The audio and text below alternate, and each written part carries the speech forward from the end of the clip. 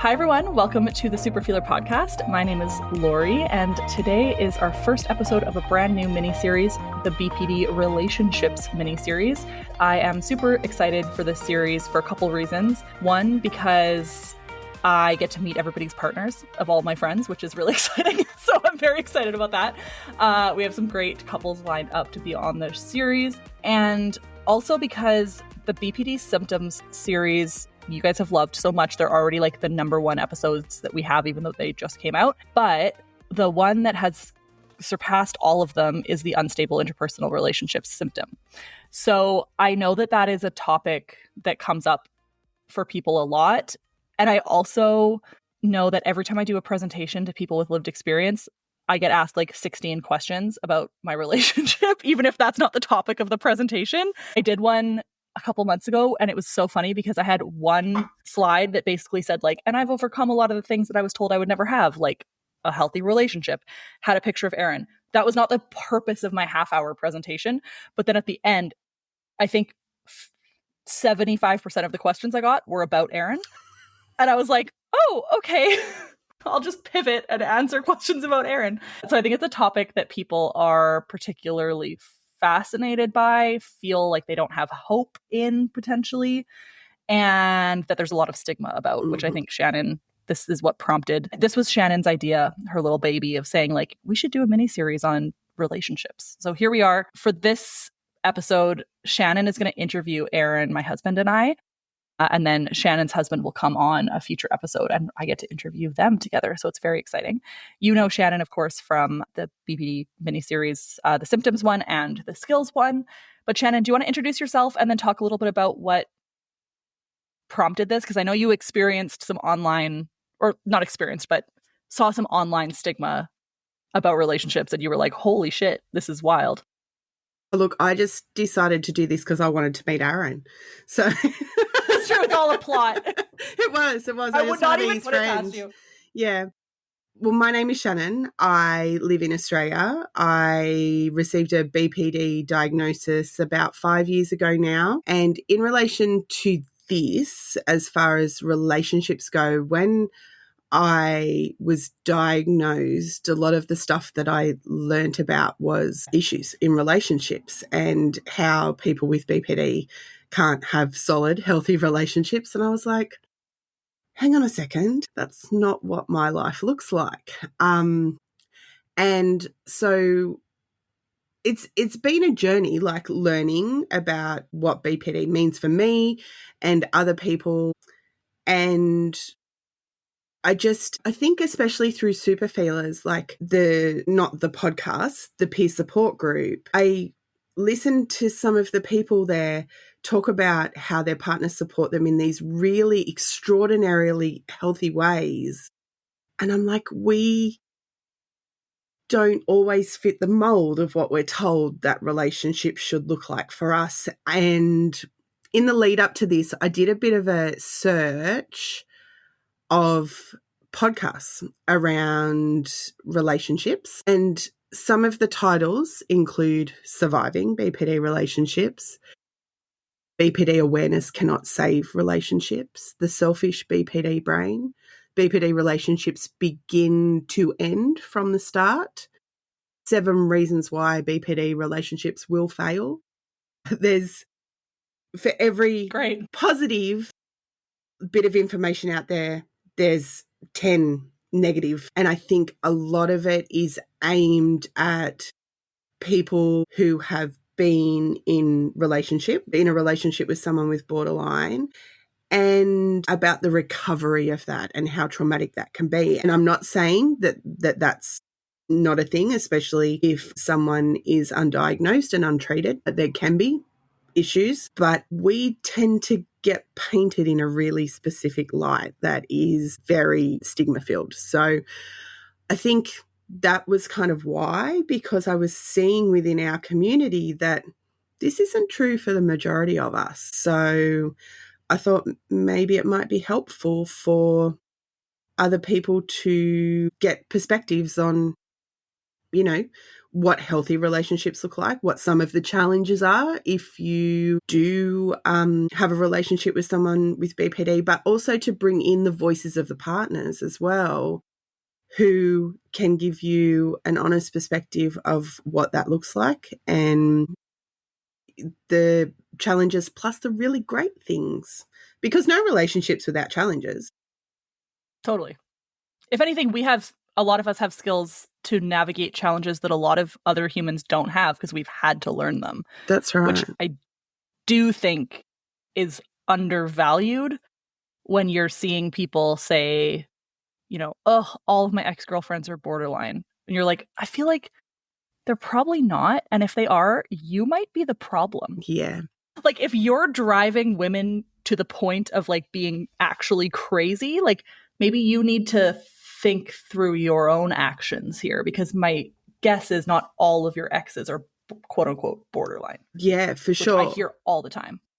I think there's this real us and them thinking too, like it's us against the brutal borderline people. And that's why I thought it'd be really helpful to hear from some of the partners and the couples together to try and get rid of that us and them thing that's been placed on us. Totally. I think that you have a lot of skills that are helpful in relationships and dealing with conflict, but not everyone who has BPD has those, if they haven't done DBT. So I imagine that the vast majority of those podcasts about relationships with people with BPD are talking about relationships with people who maybe haven't had the successes that you've had. Totally. And I don't want to ever pretend that like we're talking for every human and every relationship. Like that is not the case. And the hope of this podcast is that we're sharing various perspectives of like all genders, all ages, all geographics, all access to treatment, all socioeconomic status, like not all, but you know what I mean? As many as we can. We're trying to showcase stories of a variety of people. This series, obviously, in some ways is going to be a bit skewed because it's going to be with relationships that are willing to come on the podcast, right? So obviously this is a more like strengths positive spin, but I think it's important to hear this kind of story because so much of what we hear is negative. And I also think that sometimes my ex was borderline, any relationship with a quote unquote a borderline is going to end in failure. Are those people actually diagnosed? Or is this the same as us all calling our mothers narcissists? Right? Which I think is a very slippery slope, dangerous game of like, there are a lot of people who probably have narcissistic personality disorder and have narcissistic traits, but like we don't know that they're quote unquote narcissists. Like we're just assuming that based on their behavior. And so if people are assuming that people have borderline based on their behavior, that's also not necessarily an accurate representation of what actually people diagnosed with borderline are like in relationships. I remember you saying about wanting to not having someone that you could look up to in this space and wanting to become that person yourself. And I think that this series is the perfect representation of that. When we are flooded by media that paints a certain picture, I think what we can do is, it's not about disproving it. It's just about showing that there is more to the narrative than just what is being presented. Totally. Yeah. Absolutely. I mean, you look at like the main like public ideas of what relationships in borderline mean or like look like the prominent celebrity ones. Pete Davidson, love him, but like, chronically dating new people. Jodi Arias stabbed her husband however many times, and Amber Heard, who shit in her boyfriend's bed. Right? I mean, not like like these are not necessarily like the best examples of. I remember thinking, please don't make her the poster child for us. I know. True. And then you're like, shit, there it is. So every time I'm watching true crime, I'm like, fuck. Anyways. Question 1 for Aaron. Has Laurie ever shit in your bed? Not yet. I refuse to answer this question. With the amount of cats we have, I feel like I could just like say, oh yeah, it was somebody else. But no. Not at this point. Okay, that's the hardest question I'm going to ask, I promise, Aaron. That's true. Yeah. Okay, yeah, let's get into the questions. So Shannon, you take it away. Well, I think we'll start at the beginning and talk about how you guys met, which I know some of this, but I'm really excited to kind of just satisfy my own curiosity as you guys go. Who wants to go first? You can go first, Aaron.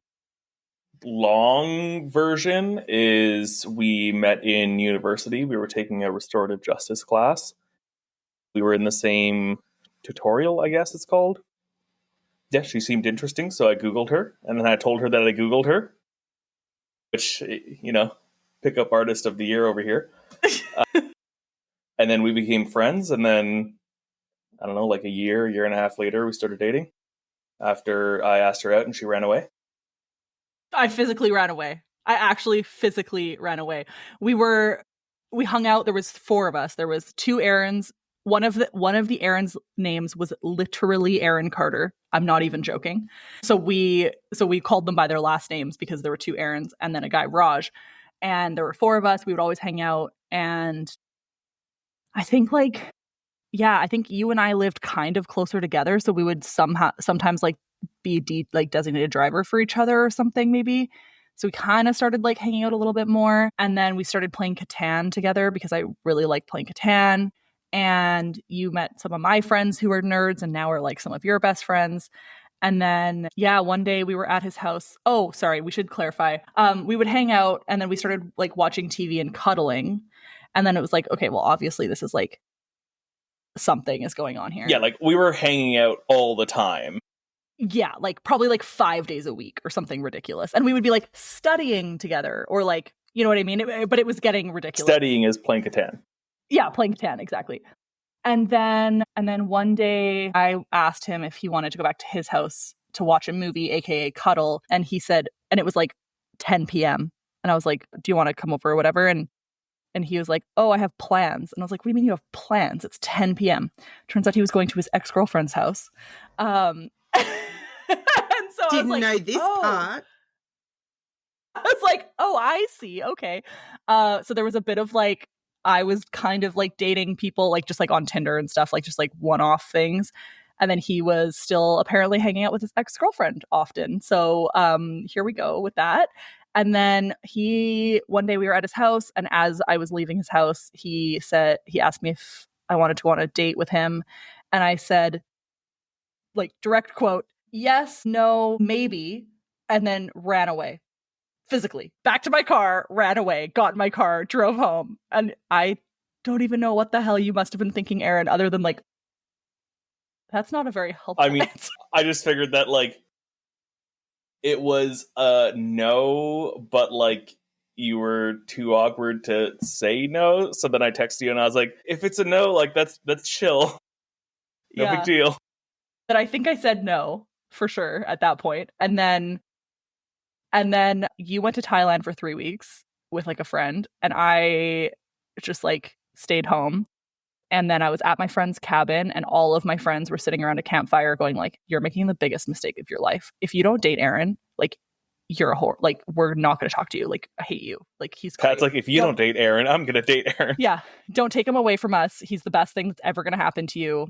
And we didn't have cell phone service at this cabin. It's kind of in the middle of nowhere.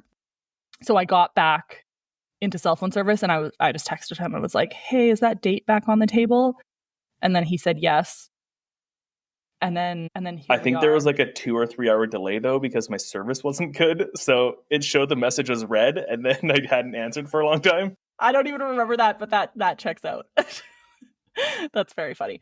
And then because you were at the airport in Thailand coming home, and he had gotten the worst sunburn of his life. So our first week actually dating, he was literally peeling like a snake. It was disgusting. And then he took me on the greatest date ever. It was all of these things that I love to do, and he didn't even know that. He just guessed. And then I had posted some of the pictures of the date on Instagram, on my stories, but I didn't say who I was with. And then we were in the car with our other friend, Aaron Carter. Because we hadn't told people that we started dating yet, and it had been a few weeks maybe. Yeah, because we didn't want to when you're in a really tight friend group, right? You don't want to make it weird. So we were being very behind the scenes about it. And Aaron Carter was Laurie, I saw you went on a date with this guy. Like, I don't know, man. I'd be really concerned about that. Aaron's in the car, mind you, at the same time. And I don't know. That guy sounds like he's trying way too hard. Like, I think he's going to be an abusive asshole. Like, I don't think you should go out with him. And Aaron's sitting there like, yeah, Yeah, no. and we're like, And oh, I was say like, more. no, I think he's Tell a me good more guy. about this And he's like, asshole. no, man, trust me. He's gonna hurt you. Like, don't do it. Anyways, it was very funny. And then we finally told people, and they were all like, oh my God, yay. But yeah, it was funny.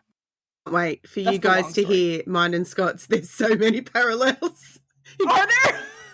including Okay, the I'm very running excited. away part.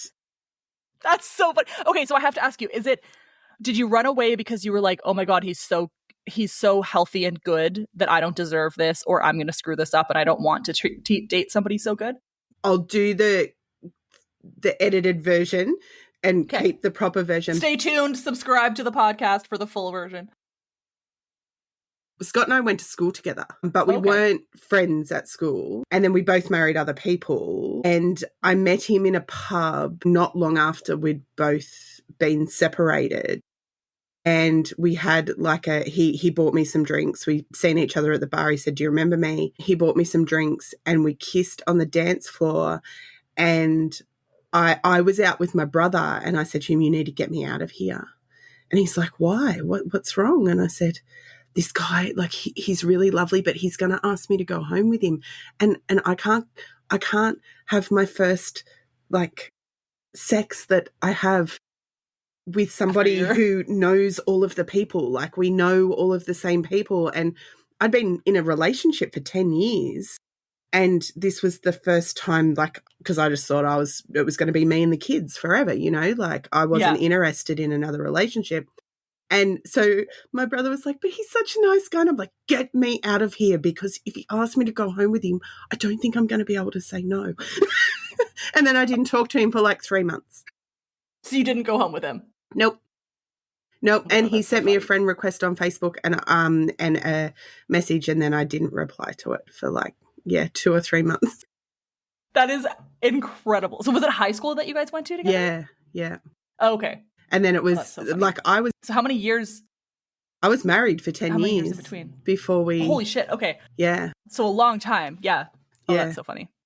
I can't remember. So do you and Scott have kids together? Yeah, so Elsie and Jack were from my first marriage, and then Charlie is okay. Yeah. So Aaron, how did you know that Laurie had BPD before you guys started dating? Yeah. She I think it was in our restorative justice class that we were doing a circle and I don't know, talking about ourselves or something. And it was a class all about shame. It was a very interesting class. And so I brought it up in that class. I feel like everybody should have to do a class about shame before they get into a relationship. Truly. Yeah, sorry, Aaron. Go on. Yeah, so she, I guess, talked about the fact that she like does presentations and stuff about BPD, and I had no idea what it was. So then I Googled it and Googled her and Googled things. And yeah, so I think from basically the first few weeks of having met each other, I knew she had BPD. Did you see it show up? Did I what? Sorry. Did you see it show up? Like, it's an interesting dynamic because you guys were friends for a long time before you actually like partnered up. How did you, well, I guess this is a two-parted question. What did you know about it and what did that look like on Laurie? I mean, at the time, I knew nothing about it. So then when she first talked about it, I Googled it, and the Wikipedia article at the time was, I don't know if it still is, but was not great.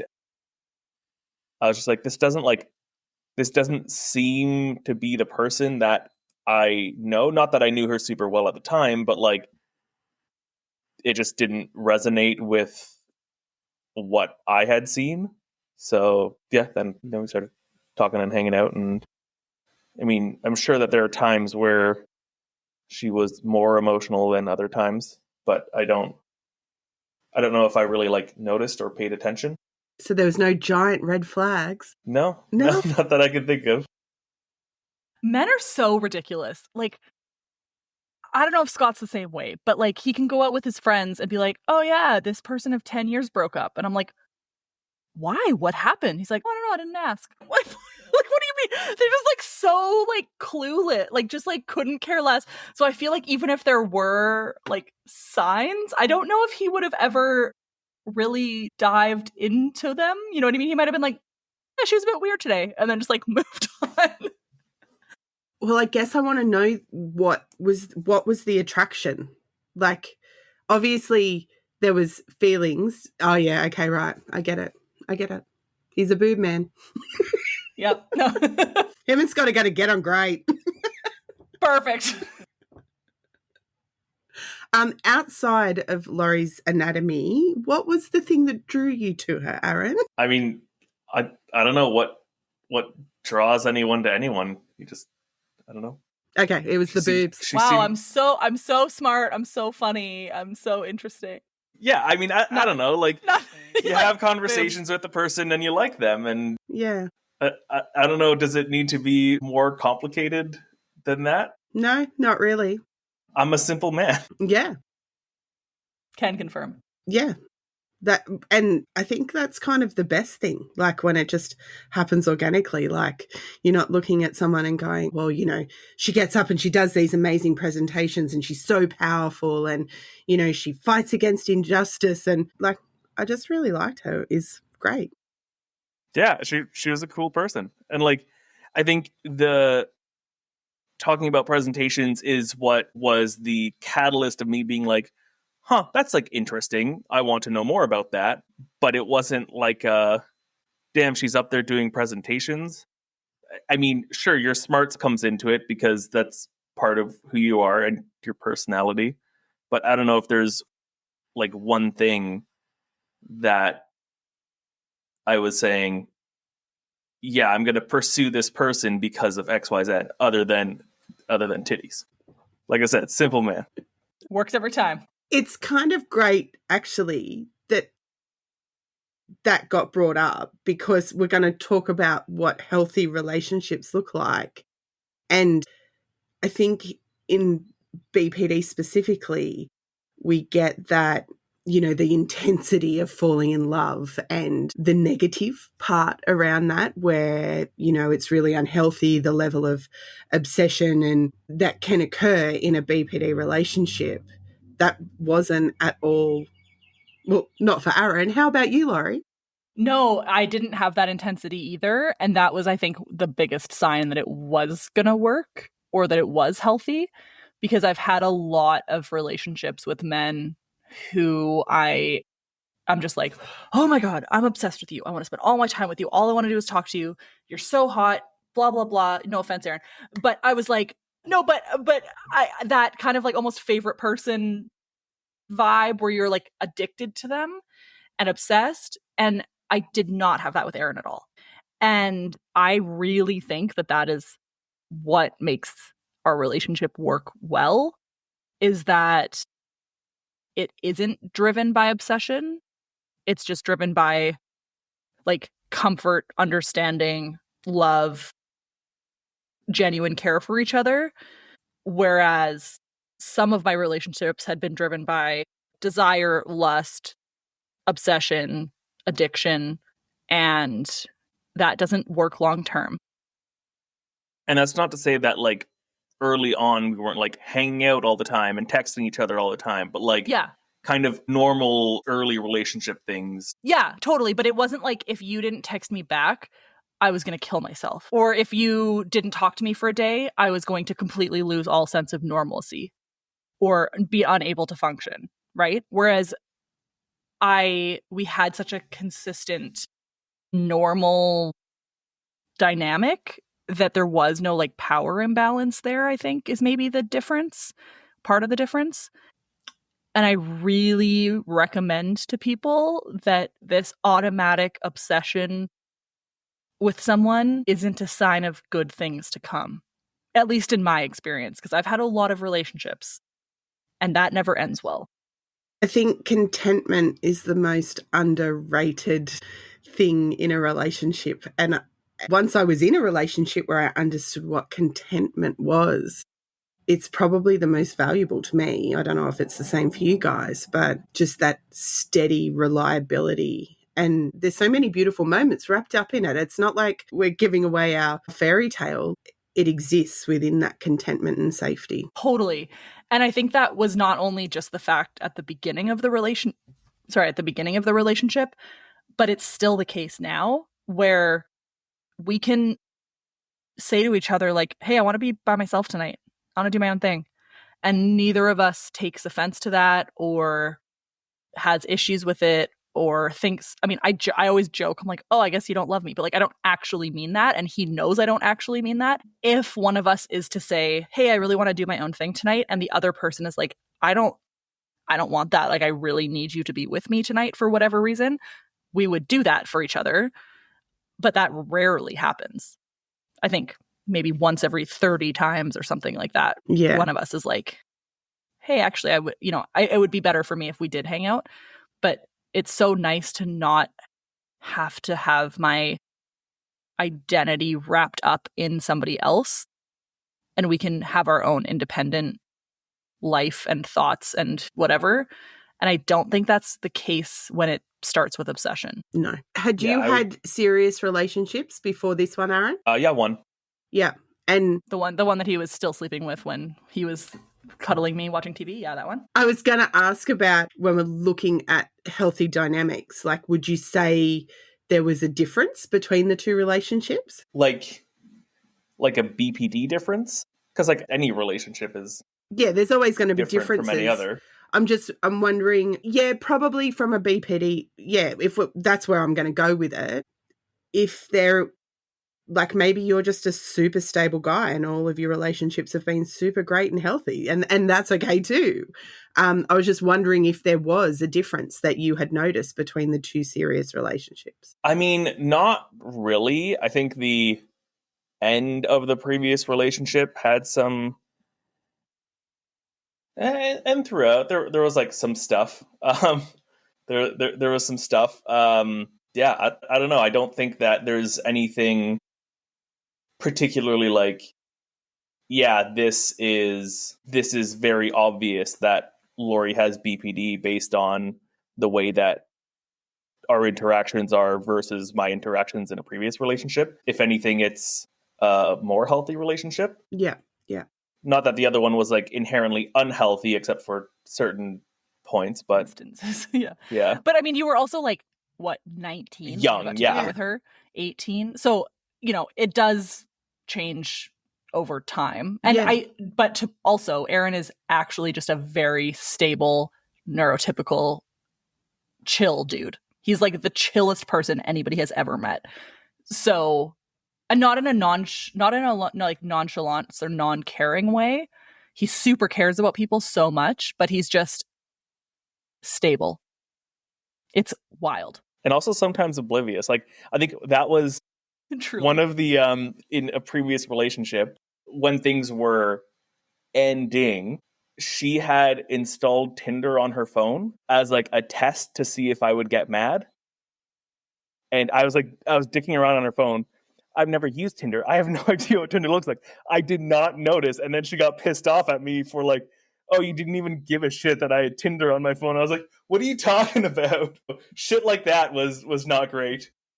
But yeah, sometimes it just, flies over my head. Yeah. Don't even notice. Yeah. So can you... I know that there's an age difference, and with, as we get older, we know better and we do better at stuff, you would hope. I think in most cases that's true. Or even if there has there been significant standout challenges where you have noticed in your relationship with Laurie where BPD has become a focus of your everyday lives, like even if it was just for a short period of time? Did that change the dynamic of the relationship? Like, have you guys got strategies in place for when Laurie's not okay, that you have as like a plan in place, this is how we're going to deal with it? Or is it a thing that you guys just kind of work out as it comes up? I mean, I think a lot of it is working it out as it comes up. I think we have some strategies around family that that can cause a lot of issues and anxiety and stress. So we have strategies for that, but that's, I would say, more of a learned over time kind of situation. And I also feel like that's kind of an us as a team versus them, as opposed to a you and I's interpersonal issue with a family, if that makes sense. Yeah. And like we've had a few, I guess we'd call them issues that center around BPD, in that, like, a favorite person issue, which I think, again, that was dealing with it as it came. But I think communication, as cliche as it sounds, was really the strategy, because I never felt like Laurie was trying to hide anything from me and being sketchy. And then occasionally there's like one-offs where Laurie's feeling feelings more than I would feel feelings. And I think the strategy to that has been, both of us have strategies in that, like, Laurie's very good at recognizing, like, hey, I was being unreasonable, I'm sorry. And that goes a long way. And I try to put myself in her shoes and understand that, yeah, she's feeling big emotions. Imagine that you were in her shoes. What's the most emotion that you could feel about this? And that's what she's experiencing. Yeah. Do you think that your That's skills in that area were great from the start of your relationship? Or do you think that those skills have developed as your relationships develop? Definitely developed. I remember, like, and I think I've talked about this on the podcast before.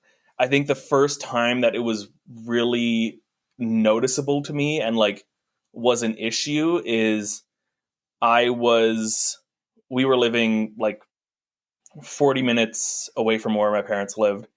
And I was meeting up with a bunch of friends at my parents' place to play Dungeons and Dragons because we're huge nerds. And so I drove out there and I was running late. So I just kind of rushed up and we started playing. And when I'm doing something like that, I'm completely engrossed in it.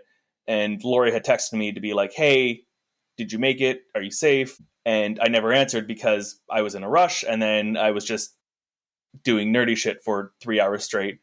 And then by the time I looked at my phone, she was pretty upset. So then on the drive back, I was really angry that she was angry, because I was like, this is an unreasonable reaction. Like, I was going to my parents' place. That I was hanging out with people. Like, it's not a big deal.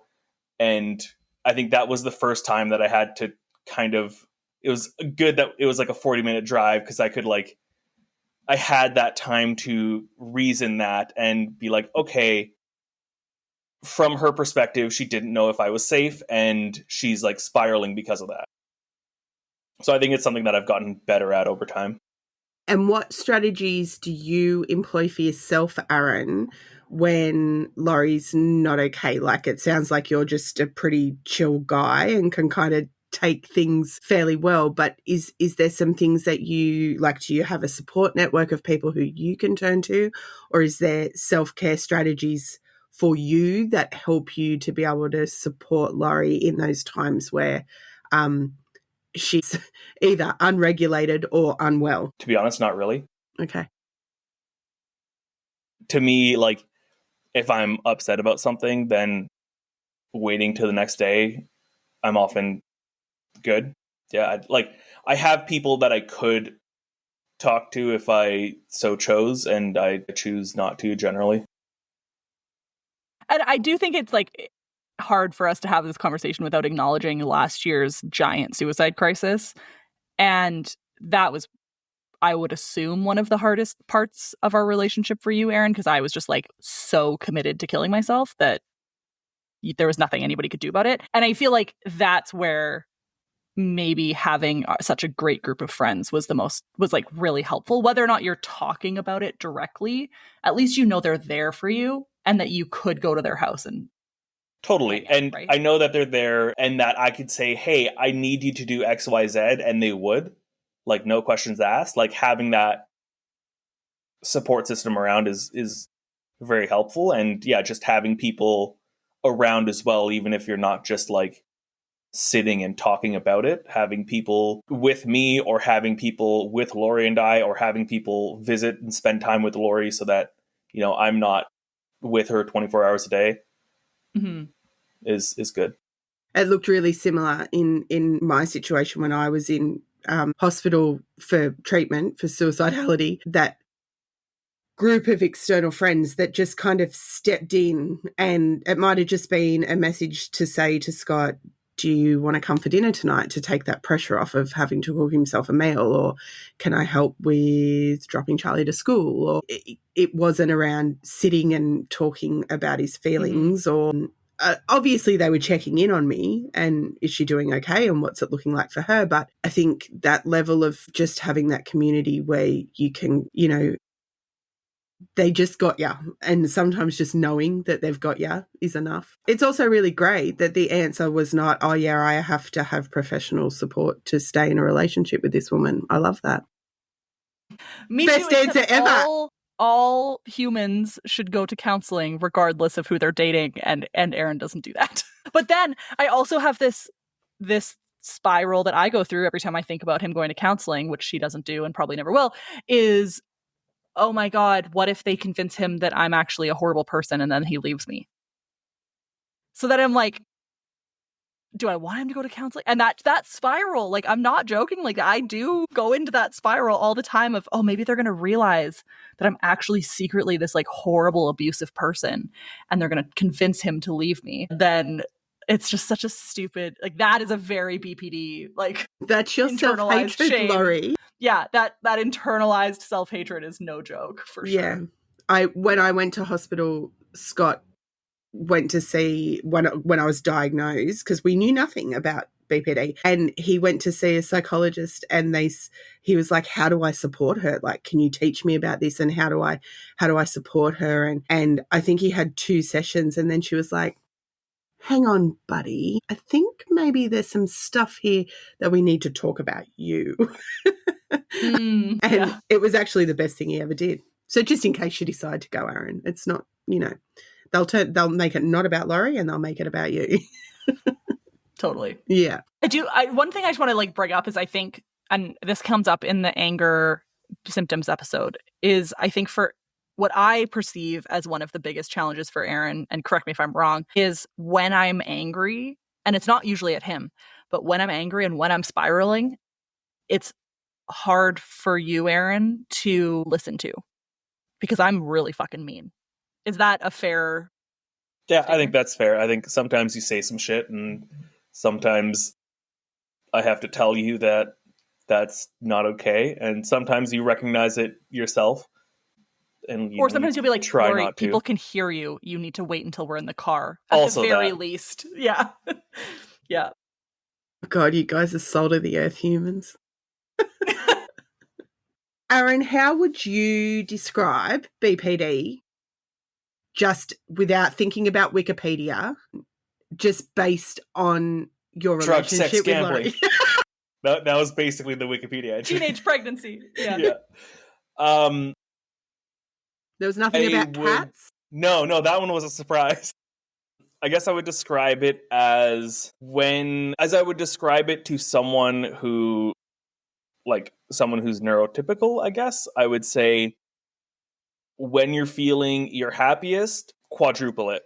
When you're feeling your saddest, quadruple it. And that's kind of the roller coaster that they can go through. And I guess it's not even when you're feeling your saddest. Sometimes it's, something is a little bit annoying, but then quadruple it. Is there any specific qualities, apart from Laurie's boobs, that you see in Laurie that you attribute to BPD? I think that, I don't know if this really counts as a quality, but experiencing those quadrupled highs is very interesting, as someone whose emotional range is from here to here, and hers is from here to here, because I don't get as excited about anything as she gets about some things, and I don't probably experience happiness as much as she experienced happiness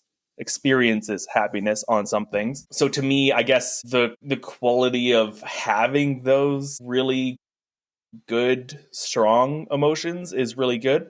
But then the trade-off is that you've got the same in the reverse. Yeah.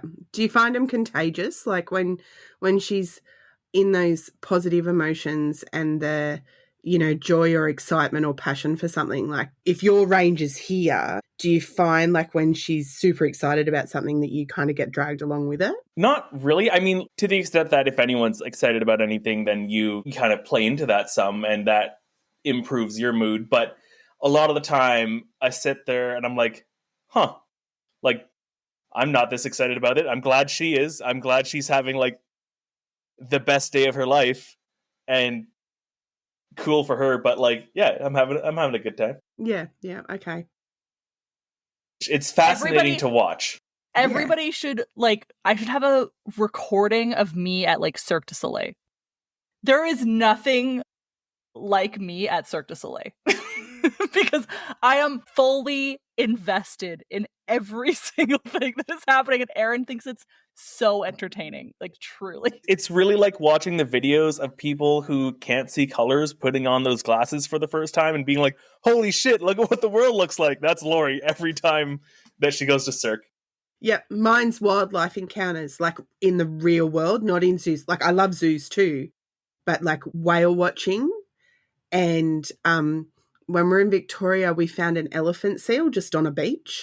I mean, there was some times where Scott was like, I don't know if you should be that close to it, because they will literally rip your face off.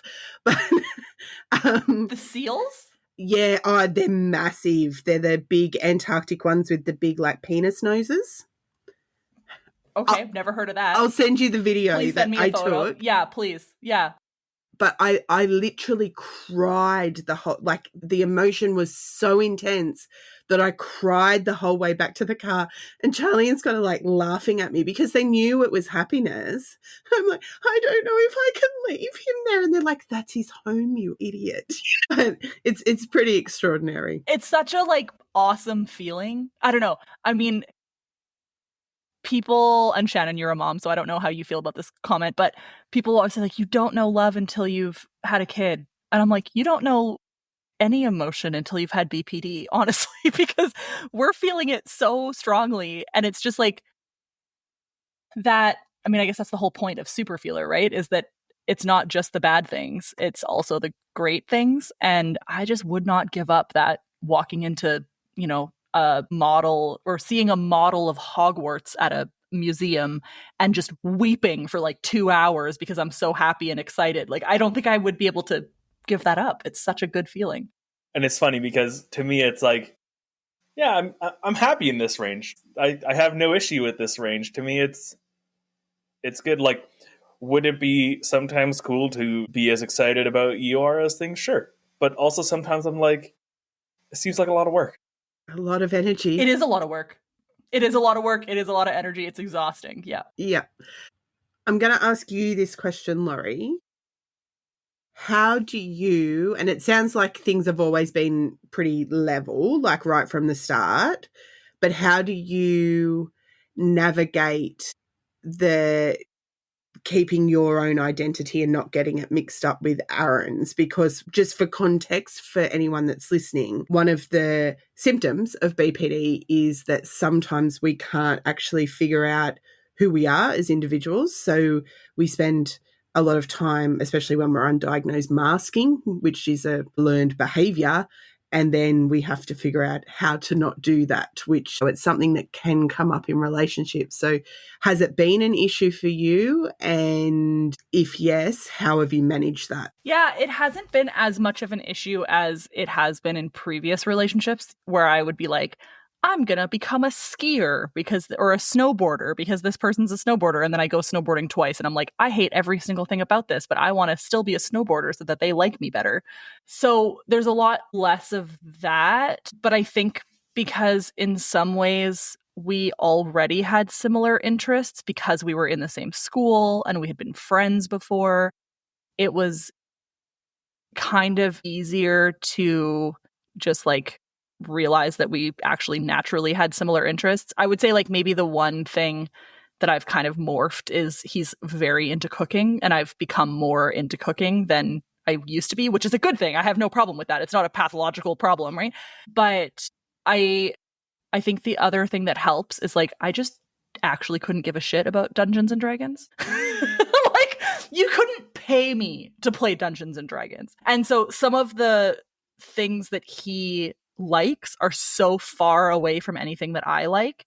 And I think it's also slightly different when you live with someone. Like for me, when, you know, an ex-boyfriend always does backcountry snowboarding and I want to spend all of my time with my ex-boyfriend.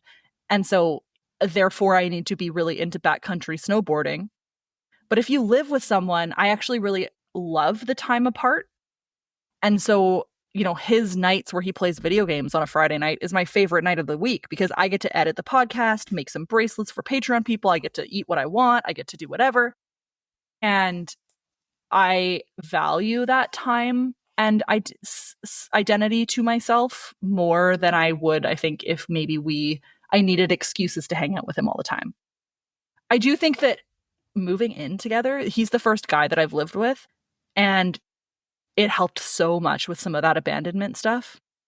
Because you heard it here. The solution to all your problems is to just move in straight away. I know. I was like, should I say this or should I not say this? But it did help a lot. I think it could crash or burn, right? It like moving in with someone is either going to work or it's not. But I do think that in a lot of ways, it meant that he was coming home anyways. And so I didn't have to be like worried about whether or not I was going to get to spend enough time with him. And, you know, he doesn't care about the podcast, really. You know, he loves that I'm passionate and that I advocate and that I have a good community and that the Super Feelers Club is amazing and like he's happy for all of that, but he doesn't want to participate in this. So it's helpful for us to have our own things so that I can do my stuff too that I really like. You know? Yeah, I think it for really the helps series when you come back together too, because I find couples who are wrapped up in their identity. What have you got to talk about when you get home? Truly. You know, like we've done everything together all day and then you come home and you either scroll on your phone or you watch a TV show. Scott and I Which we also do a lot of. Yeah. To be fair, yeah. Scott and I are very similar to you guys in the fact that we do have a ton of separate interests. We also have some that are really, really aligned. Mm-hmm. But because we do have that regular time where he's off doing his thing, I'm off doing my thing. When we get back together, we've got a whole ton of stuff to talk about. Yeah. You know, totally. And share with each other, which is different to experiencing it together. Yeah. And I used to travel for work a lot. And so that was helpful because we would naturally have time apart. And so I got used to having some time away from each other. And then I stopped traveling for work. And so now it's more important for us to have our own things because otherwise it's so easy to just be like, okay, so we work in the morning and then we go watch TV at night. And that's all we do, you know? And so I appreciate having some of our own activities that we like. I do think that we could do a better job of like spending intentional time together that's not like watching TV, doing chores or like cooking dinner, you know, like the things that kind of just become habitual. You know, the other day we went on like a date night to like a painting thing for like Halloween signs. They're very cute. I'm going to post, it's September 1st when we're recording this. So I'm going to post a picture of them today. But I was like, wow, we don't do stuff like that anymore. You know, it's like going out and like doing something cool together that neither of us are super into. And so I do think that that's a beautiful thing when you can manage it. It's just sometimes you're like, life is so busy that it's really easy to forget to do those things and just get stuck in a pattern. And we often go ahead. That's the downside of living together. You don't make that effort. Yeah. Sorry, Aaron, go 100%. Ahead. Yeah. I was going to say that I think part of like our things that we do together is planning parties, which is a couple times a year. So like, it's kind of like big doses of doing something together and then we don't do it as much the rest of the year. To be fair though, I mean, we're 3 months out from our next party and we're already planning it. So I mean, there is like, you know, we do have that kind of activity that we love. And I already was super into Halloween, for example, when we got together, and he kind of came into that and just became into Halloween as much as I was. And same with cats. Like, he was not a cat person before. And I remember at one point he said a very cute thing to my mom where she said, like, "Oh, Aaron," when we first started dating, like, "Are you a cat person?" And he's like, "No, but I'm a Laurie person." And so that's when we got, isn't that so cute? Like, what? What? He doesn't say that anymore. But anyways. No, now I'm a cat person. Yeah, now he's like, "No, I just love these cats." But, you know, fostering cats was like a really good combined thing that we could do where you're like putting your attention towards nurturing an abused animal half the time, you know? And it's just easy to fall into a routine. But I also love routine. Routine is so healthy for me. Yeah. Did I see you wearing a cat dad shirt recently, Aaron? Oh, we should have matched. Sure as heck did. We should have worn them today. That would have been so cringy. Who's wrapped up in whose identity? Yeah, truly. I mean, I bought him the shirt, to be fair. He's a Laurie person. Yeah. Yeah, it was so Best cute. cat dad ever. Very cute. Truly. Okay, so the last on here's the juicy bit, because we're going to get to conflict. Laurie, have you ever split on Aaron? I'm just going to ask it outright. I'm not going to fancy it up. 100%. So splitting, for those who don't know, because I don't actually know if Aaron knows this concept, is like you're the best person in the world or you're the worst person in the world, and there's no in between. I have, but it's luckily hasn't lasted very long. Sometimes it's like impossible to come back from. So it's never been like serious. Because like I think of like getting the ick in a relationship, and I feel like once you get the ick, there's no going back. It hasn't been like that. There's just been times where I'm like really frustrated with him, and so everything he does is wrong for a certain period of time. Doesn't matter how much he's trying, but I'm like, fuck this guy. Everything he does is wrong. But I also think that in some ways that's maybe it's more intense than some other people, but like you talk to anybody and they're going to complain about their husband.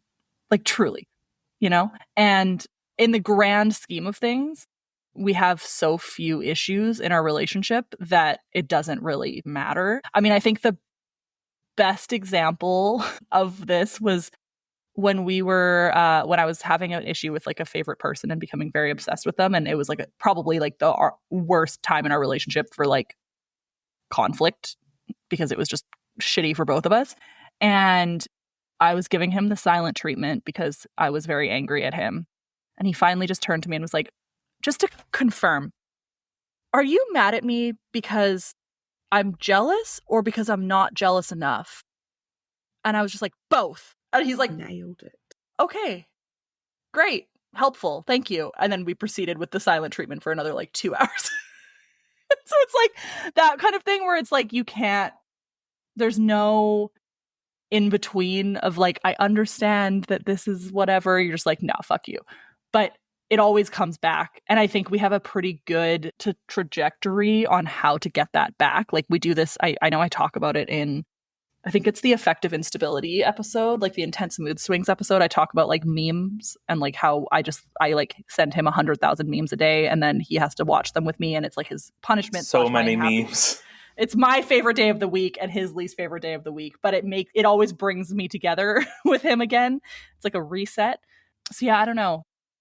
Do you ever notice that I'm just like, I hate everything you do, Aaron? I think on occasion, but I think sometimes it's like, who doesn't get a little bit, you know, when you're annoyed and it's like, just fucking don't talk to me, don't be in my space. Maybe it's a little bit more than that, but like, I don't know, happens to the best of us. I get that way too, where I just want to be left alone. And it's not necessarily for anything that you've done or not done. It's just sometimes you just want your own reset time. I think I just take things a little bit more personally than maybe I should. Like, we have to give one of our cats a bath every week, which isn't cute. I assure you. He hates it. He screams for the entire 15 minutes of this process, and it feels like an hour of this process. You have to wet him, and then you have to put the shampoo on, and then he has to sit in the shampoo for 10 minutes, and then you have to rinse him. And he hates every single part of that. And so he just screams and screams and screams and screams and screams. And I find it very difficult to like regulate when I'm just being screamed at by an animal for 15 minutes straight, that I'm trying to help. Like it's for his best interest. Otherwise his skin is really, really messed up.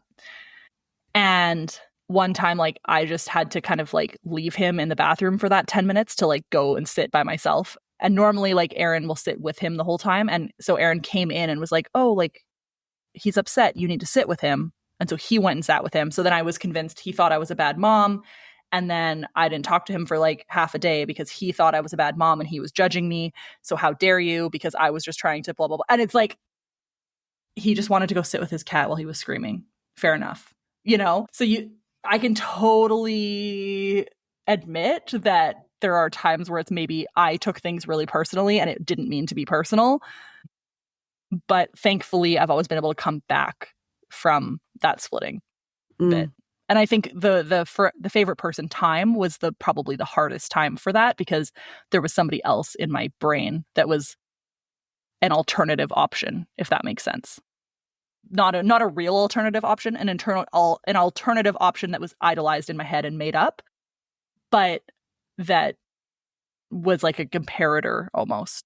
What about for you, Aaron? I just want to, I know that you agreed with what Laurie said.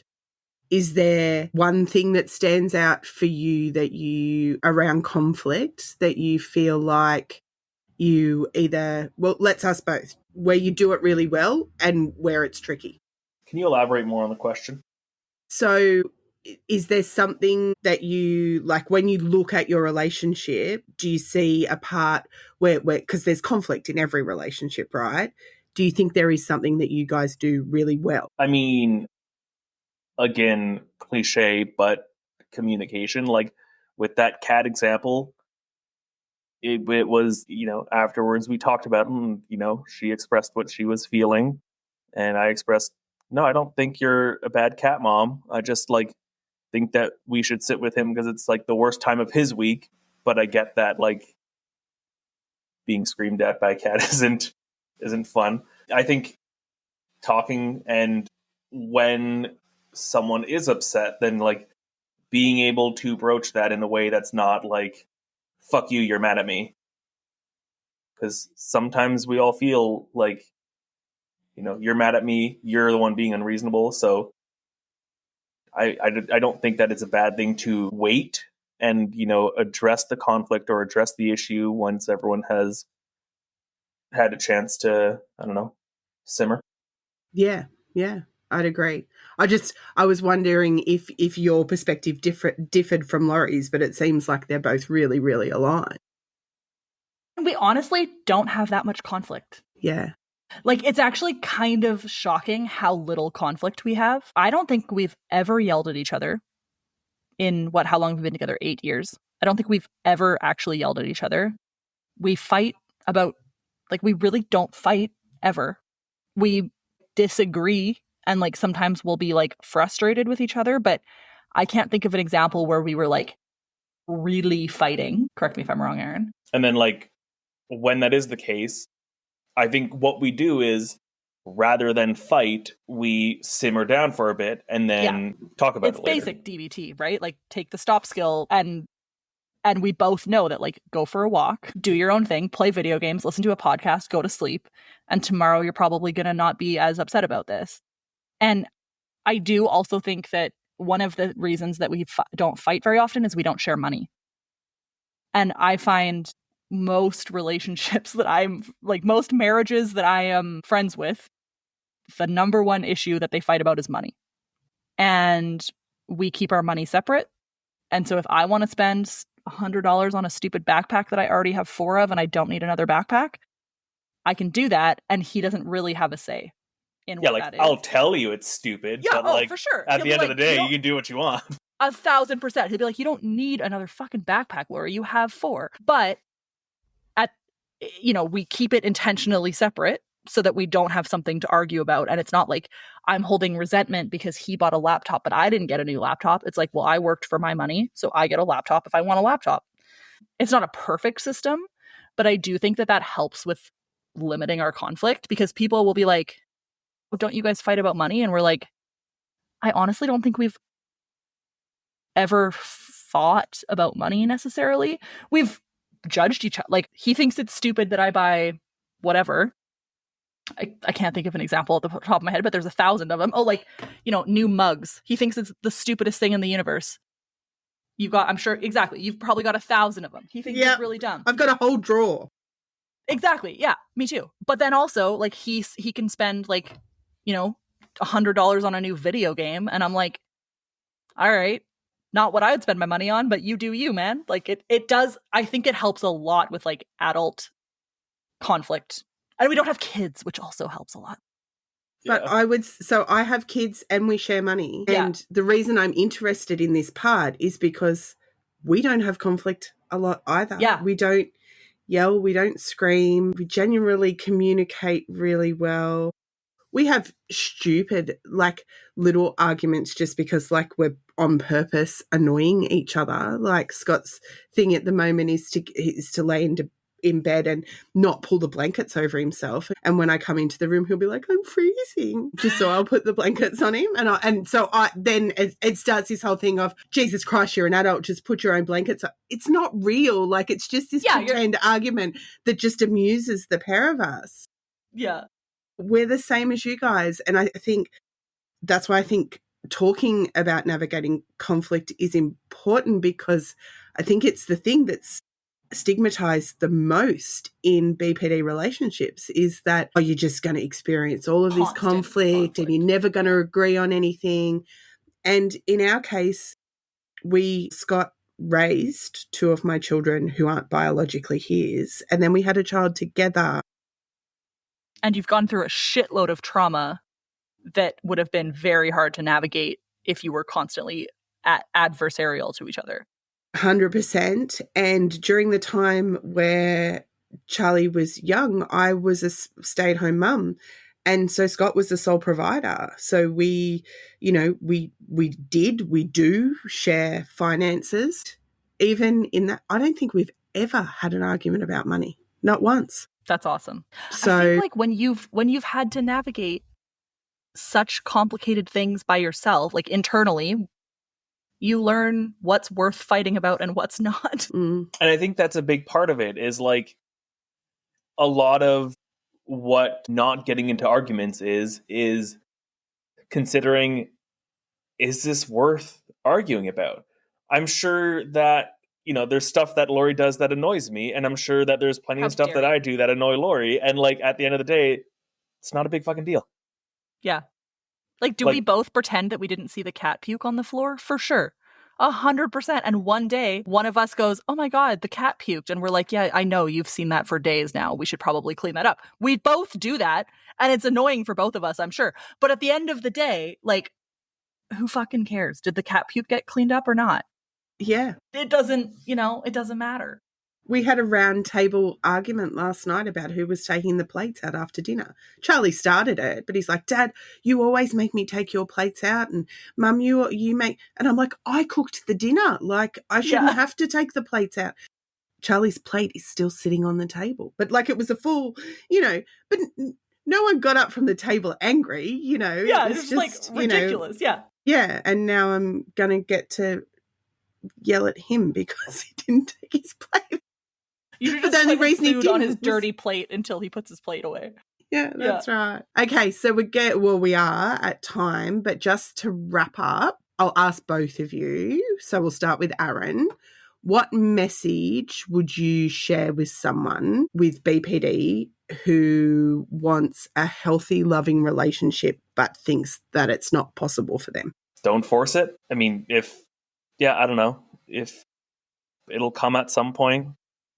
If you're not worried about trying to get into a relationship, then, like, you're not putting yourself in a position where you're obsessing over a person or obsessing over the ideal of a relationship, or putting yourself in a position where you're with someone who it isn't going to work out with just because you want to have an ideal relationship. Like, that's not how you're going to make that happen. Good advice. What about you, Laurie? Yeah, just, like, find someone that you like.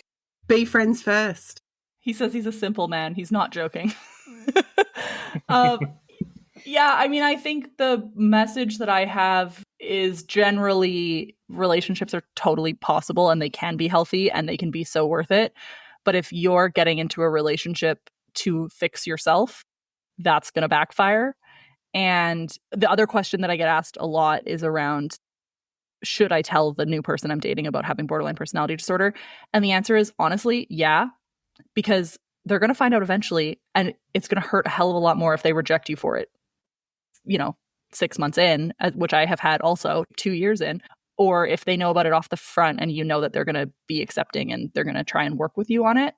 And so I think just putting all the cards on the table and ruling out the people that might be shit in the end is worth it, because there can be healthy relationships. And so compromising for one that is hiding who you truly are or pretending to be somebody you're not within reason is not worth your time. And I think it's really easy for us to mold into whatever somebody wants us to be that is then not authentic to ourselves. And if you're not authentic to yourself, then the relationship's just going to be harder and harder and harder, and that's not fair to you or them. Yeah, it doesn't set up a good basis to build on, does it? Not a solid one. Totally. I would like to add to my answer. I also have to recognize that Laurie has put in a bunch of work into herself and regulating her emotions. So the other piece of advice is work on figuring your shit out, because being true to yourself isn't an excuse to let your emotions control you. Or be an asshole. Yeah, and Laurie is not that, and she's done a lot of therapy and practice skills, and she's done a lot. So I think if you're expecting to find a very healthy relationship and you can't do your half of being that healthy relationship, it's not going to happen. 100. So well said. Yeah, perfect. Totally. Yeah. And BPD is not an excuse for being a bad person. And it's not an excuse for making somebody else solve all of your problems. There are days where Aaron has to solve more of my problems than other days because I can't do it. And I need him to just help more than 50%. But then I'm sure there's other days where I help more than 50%. And so I think that it's not like keeping score or not expecting somebody's going to fix you. It's like doing your work, being supportive, and understanding that like there are compromises that come with relationships. And sometimes it's not going to be all about you all the time, which I think is an easy trap to fall into. Would I be right in saying, Aaron, that when you watch someone work so hard on themselves, it is quite easy to be their support person when they need you? Yeah, I think that's a really good point, because if she weren't to be trying to use her skills and trying to be better and making efforts, then there would be issues more often. So then you would, I assume, get some sort of like exhaustion of dealing with conflict. And then B, it's easier to say, yeah, I'm going to help because I know that right now you need help, because you do try. And if you're needing help, that's because I know that you've made an effort or you're having difficulty regulating emotions right now, when in most other times you're able to, or, putting a lot of effort into doing that. Yeah, that's very smart, Aaron. You're a smart cookie. Well, thank you guys for being honest and vulnerable. I know there is a lot of interest in your relationship, and so honestly, it was like I really just wanted to meet Aaron. So. That's fair. I'm very much looking forward to meeting Scott, so I totally get it. I feel like it's so funny to have like such good friends all over the world that we've never met. Yeah. Like I feel like I could walk into your house right now, Shannon, and we could just spend a week together and it would not be weird at all, because I feel like I know you so well. But we've never met. I know. Like, it's just such a cool thing to feel like I know somebody so well that it's weird about the amount of times I think about Aaron cooking me Ethiopian food. He is very good at it. I feel like we've only made Ethiopian food once. I don't know why there's like this lore. Times. Oh, have we? A couple times, yeah. I've seen some photos of it, and Scott's quite into cooking as well. He has a little Instagram page where he does all of his campfire cooking and stuff. And I'm like, they'd have so much to talk about. We could eat like Australian barbecue and Ethiopian food. It'd be a whole cultural 100%. experience with our weird accents. I love a whole cultural experience of eating Ethiopian food cooked by the two whitest Canadians you've ever seen in your life. In Australia. In Australia. Yeah. Yeah. But, well, you'll have to send us Scott's food page, because I know Aaron would gladly follow that, because he only follows food pages. So yeah, so does Scott. Yeah, well, there you go. Well, Shannon, thank you so much for interviewing us. You did a beautiful job, and I'm very excited I can't remember when we're recording with Scott, but I know it's coming up. So I can't wait, and it's going to be awesome. And you guys Aaron, have a lovely afternoon. Thank you so much for listening to the Superfeeler podcast. This episode was recorded on the traditional and unceded territory of the Matsqui and Sumas First Nations. If you'd like to learn more about the Superfeeler podcast, share your story, or participate in the Superfeelers Club, which is our peer support group, it's totally free, virtual, and open to anyone who experiences intense emotions or has borderline personality disorder, please check out the link in our show notes or go to laurieedmondson.com. If you would like to support the show, we would very much appreciate it. There's an option to do monthly small donations at whatever denomination you'd like, and you get bonus content, extra resources, and extra connection to me throughout. That can be found on patreon.com/superfeeler, or again in the notes below. Thanks again, and have a great day.